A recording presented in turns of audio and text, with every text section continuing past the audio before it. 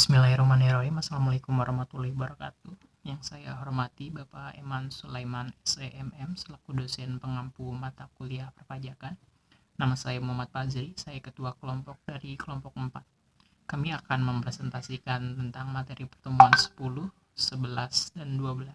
Sebelum melanjutkannya, saya akan menyebutkan anggota kelompok saya. Yang pertama ada Lia Yulianti, lalu Maudi Amelia, Muhammad Fauzi, lalu ada saya sendiri Muhammad Fazri sebagai ketua kelompok, lalu ada Muhammad Ripai, Muhammad Kulyubi, dan Aroni Arifin. Di dalam kelompok kami mendapatkan materi tentang pajak penghasilan pasal 23 dalam pertemuan ke-10, lalu materi tentang pajak penghasilan pasal 4 ayat 2 dalam pertemuan ke-11, dan materi tentang pajak penghasilan pasal 24 dalam pertemuan ke-12. Untuk selanjutnya dalam materi pembahasan pertemuan 10 mengenai pajak penghasilan pasal 23 akan dilanjutkan oleh rekan saya. Terima kasih. Selanjutnya, saya akan menjelaskan materi tentang pajak penghasilan pasal 23 atau PPh pasal 23. Pajak penghasilan pasal 23 atau PPh pasal 23 adalah pajak yang dikenakan pada penghasilan atas modal, penyerahan jasa atau hadiah dan penghargaan selain yang telah dipotong PPh pasal 21.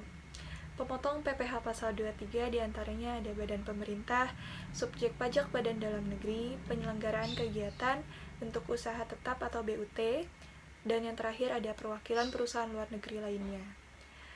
Kemudian, penerima penghasilan yang dipotong PPh pasal 23 diantaranya ada wajib pajak, WP dalam negeri, dalam hal ini bisa orang pribadi atau badan usaha, lalu ada bentuk usaha tetap atau BUT.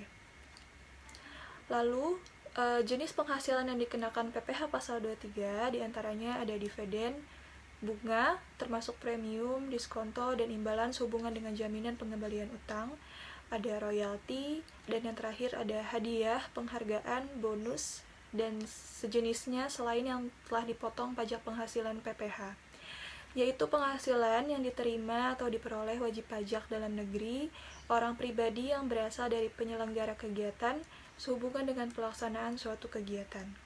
Untuk materi selanjutnya akan dibacakan oleh rekan saya. Terima kasih. Assalamualaikum warahmatullahi wabarakatuh. Perkenalkan, nama saya Muhammad Fauzi. Saya ingin melanjutkan presentasi dari kelompok saya, yaitu kelompok 4. Jenis penghasilan yang dikecualikan PPh pasal 23. Yang pertama itu penghasilan yang dibayar atau terutang kepada bank.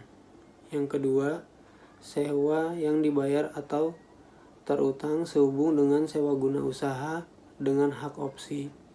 Yang ketiga, dividen atau bagian laba yang diterima atau diperoleh perseroan terbatas sebagai WP dalam negeri. Yang kedua, dikenakan 15% dari jumlah bruto atas. Yang pertama, dividen kecuali pembagian dividen kepada orang pribadi dikenakan final. Yang kedua, hadiah dan penghargaan selain yang telah dipotong PPh pasal 21.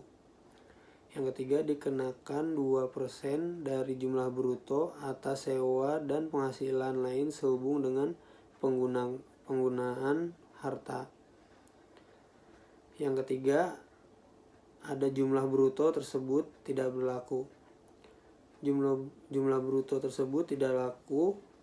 Yang pertama, atas penghasilan yang dibayarkan sehubung dengan jasa catering. Yang kedua, dalam hal penghasilan yang dibayarkan sehubung dengan jasa telah dikenakan pajak yang bersifat final. Nama saya Muhammad Ripai. Saya akan melanjutkan materi dari teman saya Muhammad Fauzi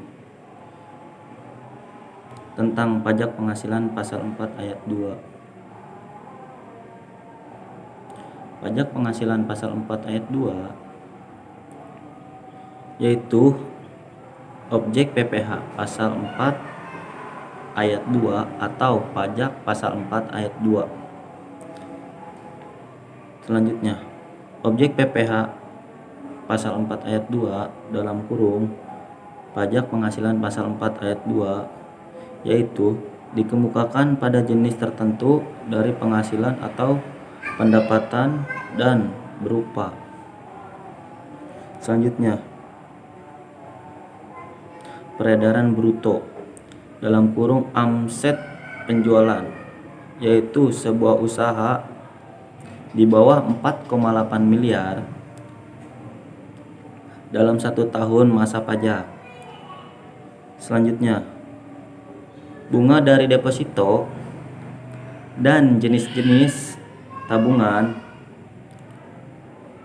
yaitu bunga obligasi dan obligasi negara dan bunga dari tabungan yang dibiayakan oleh koperasi kepada anggota masing-masing. Selanjutnya, hadiah berupa lote atau undian. Selanjutnya, transaksi saham, surat berharga lainnya, transaksi derivatif, perdagangan di bursa, yaitu dan transaksi penjualan saham atau pengalihan ibu kota mitra perusahaannya yang diterima oleh perusahaan modal usaha. Nah, selanjutnya rincian tarif PPh pasal 4 ayat 2, yaitu tarif pajak yang dikenakan wajib pajak didasarkan atas penghasilan yang diterima. Ketentuan perpajakan ini telah diatur dalam peraturan pemerintah PP. Selanjutnya, tarif pajak 0-20%, bunga dari kewajiban. Penjelasan lebih lanjutnya bisa dibaca dalam PP nomor 16 tahun 2009. Selanjutnya, tarif pajak 0,1%, transaksi dari penjualan saham atau pengalihan ibu kota mitra perusahaan yang telah diterima oleh modal usaha atau sebagaimana telah diatur di dalam PP Nomor 4 Tahun 1995. Selanjutnya, transaksi penjualan saham pendiri dalam kurung 0,5%, yaitu dan saham bukan pendiri dalam kurung non founder sebesar 0,1%. Seperti yang tercantum dalam PP No 14 tahun 1997 serta turunnya keputusan Menteri Keuangan No 282 KMK 04/1997, SE min 15/PJ.42 tahun 1997 dan SE nomor 06/PJ.4 tahun 1997. Selanjutnya, tarif pajak 2-6%, jasa konstruksi. Penjelasan lebih lanjutnya bisa ditemukan pada PP Nomor 51 tahun 2008 serta turunnya PP Nomor 40 tahun 2009. Assalamualaikum warahmatullahi wabarakatuh. Di sini saya akan menjelaskan mekanisme pembayaran PPh pasal 4 ayat 2 dan cara mudah hitung dan setor PPh final 05. Mekanisme pembayaran di sini ada dua, mekanisme pemotongan dan mekanisme pembayaran sendiri. Mekanisme pemotongan di sini maksudnya penyewa harus memotong pajak penghasilan sebesar 10% dari uang sewa yang dibayarkan. Ada juga sebagai pemotong pajak yaitu badan pemerintah, subjek pajak dalam negeri dan lain-lain. Mekanisme pembayaran sendiri adalah mekanisme di mana pajak sebesar 10% dari uang sewa dibayar sendiri oleh pemilik tanah atau bangunan. Selanjutnya, cara mudah hitung dan setor PPh 0,5. Di sini ada dua cara, hitung pajak otomatis dan bayar pajak online dengan satu klik dan dapatkan NPTN. Hitung pajak otomatis caranya, pertama daftar atau masuk ke aplikasi PPH pindah 0,5% online pajak, kemudian masukkan data faktur penjualan dan dapatkan hasil perhitungan pajak secara otomatis. Dan bayar pajak online dengan satu kali klik dan dapatkan NPT. Caranya adalah klik store pajak, pastikan Anda memiliki cukup saldo untuk membayar pajak terutang pada sistem cara manajemen online pajak. Selain itu, dapatkan NTPN, nomor transaksi penerima negara, sebagai bukti pembayaran Anda. Selanjutnya akan dilanjutkan oleh rekan saya, Lia Yulianti. Terima kasih. Assalamualaikum warahmatullahi wabarakatuh. Nama saya Lia Yulianti. Di sini saya akan mempresentasikan materi mengenai pajak penghasilan pasal 24. Pajak penghasilan pasal 24 atau PPH pasal 24 mengatur tentang hak wajib pajak untuk memanfaatkan kredit pajak mereka di luar negeri. Hal ini bertujuan supaya tidak terkena pajak ganda di dalam dan di luar negeri. Materi pertama mengenai sumber penghasilan luar negeri yang dijadikan pengurangan pajak di dalam negeri. Poin pertama, penghasilan dari saham dan surat berharga lainnya. Kedua, keuntungan dari pengalihan saham dan surat berharga lainnya. Ketiga, pendapatan lainnya berupa bunga, royalti, dan sewa yang berkaitan dengan penggunaan harta bergerak lainnya. Keempat, jasa imbalan yang berhubungan dengan jasa, pekerjaan, dan kegiatan.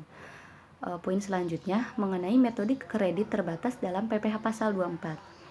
PPH pasal 24 mengatur tentang pajak yang dibayar atau terutang di luar negeri atas penghasilan yang dibayar atau terutang di luar negeri yang dapat dikreditkan terhadap pajak yang terutang di Indonesia.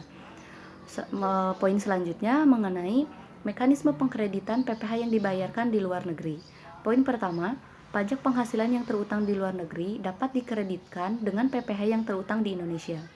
Poin kedua, pengkreditan PPH yang dibayar di luar negeri atau PPH pasal 24 dilakukan dalam tahun pajak yang digabungkannya penghasilan dari luar negeri tersebut dengan penghasilan Indonesia. Poin selanjutnya, penghasilan kena pajak yang dikenakan PPH final dalam pasal 4 ayat 2 dan atau penghasilan yang dikenakan pajak tersendiri tidak dapat digabungkan dengan penghasilan lainnya, baik yang diperoleh dari dalam maupun luar negeri. Sekian. Perkenalkan, nama saya Nang Aroni Arifin. Saya dari kelompok 4 ingin mempresentasikan materi tentang proses pengkreditan pajak luar negeri terhadap pajak terutang di dalam negeri. Nah, apa saja yang harus dilakukan itu? Yang pertama, dilakukan dalam tahun pajak yang sama. Biasanya nominal pengkreditan maksimal sama dengan jumlah pajak yang dibayar atau terutang luar negeri. Namun di sini ada batas nominal tertentu penghasilan kena pajak dibalikkan dengan pajak terutang. Terus di sini juga ada mekanisme pengkreditan pajak PPH yang dibayar di luar negeri dijelaskan lebih lanjut dalam keputusan Menteri Keuangan. Itu tentang pengkreditan pajak luar negeri, teknis prosesnya di pasal 2. Apa saja itu? Biasanya di sini dijelaskan tentang PPH pasal 24 dapat dikreditkan dengan PPH yang terutang di Indonesia. Yang kedua itu PPH pasal 24 dilakukan dalam tahun pajak digabungkan penghasilan dari luar negeri tersebut dengan penghasilan di Indonesia. Yang ketiga, jumlah kredit pajak yang boleh dikreditkan pajak paling tinggi sama dengan jumlah pajak yang dibayar atau terutang di luar negeri. Tetapi tidak boleh melebihi jumlah tertentu. Yang keempat itu biasanya jumlah kredit pajak yang boleh dikreditkan paling tinggi sama dengan jumlah pajak yang dibayar atau terutang di luar negeri, tetapi tidak boleh melebihi jumlah tertentu. Apabila penghasilan dari luar negeri berasal dari beberapa negara, maka penghitungan PPH pasal 24 dilakukan untuk masing-masing negara. Nah, di bagian kedua menjelaskan tentang proses pengkreditan pajak luar negeri harus disampaikan kepada Direktur Jenderal Pajak dengan melampirkan sebagai berikut. Yang pertama itu laporan keuangan dan penghasilan yang berasal dari luar negeri. Yang kedua, fotokopi surat pemberitahuan pajak yang disampaikan di luar negeri. Yang ketiga, dokumen pembayaran pajak di luar negeri. Nah, di sini juga atas permohonan wajib pajak kepada KPP dapat memperpanjang jangka waktu penyampaian lampiran-lampiran di atas karena alasan-alasan di luar kekuasaan wajib pajak. Oke. Bagian teknis proses pengkreditan dan proses lampiran Direktur Jenderal Pajak. Untuk itu saya akan menyampaikan kesimpulan dari presentasi kelompok 4 di sini. Presentasi kelompok 4 menyimpulkan ada beberapa poin. Yang pertama itu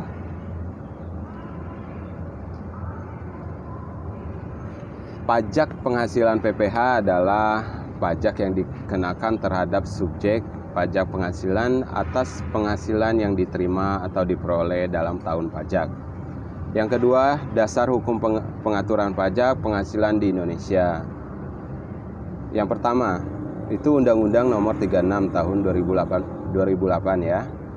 Yang kedua, mulai Juli 2003 sampai Desember 2004, pemerintah menerapkan sistem pajak yang ditanggung pemerintah yang di luar pemerintahan diatur dalam Peraturan Pemerintah Nomor 47 Tahun 2003 dan Keputusan Menteri Keuangan Nomor 486 KMK 03 2003. Ketiga itu Peraturan Menteri Keuangan Nomor 564 KMK 03 2004 berlaku untuk tahun pajak 2005 sekaligus mendapatkan pajak yang ditanggung pemerintah. Yang poin keempat, Peraturan Menteri Keuangan Nomor 137 PMK 03 2005 berlaku untuk tahun pajak 2006. Dan bagian 3, kesimpulannya subjek pajak penghasilan menurut Undang-Undang Nomor 36 Tahun 2008. Dan yang poin keempat, penghasilan kena pajak merupakan dasar penghitungan untuk menentukan besarnya pajak penghasilan yang terutang. Penghasilan kena pajak diperoleh dan pengurangan antara penghasilan bruto wajib pajak dengan pengurangan penghasilan bruto. Oke. Sekian dulu dari kelompok 4. Saya juga penutup di sini yang membahas pajak penghasilan pasal 24 dalam mata kuliah perpajakan. Jika ada kurang atau kekurangannya bisa kita bahas bersama nanti ya. Untuk sesi tanya jawab akan dilakukan di bagian berikutnya. Oke, saya akhiri dulu. Wassalamualaikum warahmatullahi wabarakatuh. Terima kasih.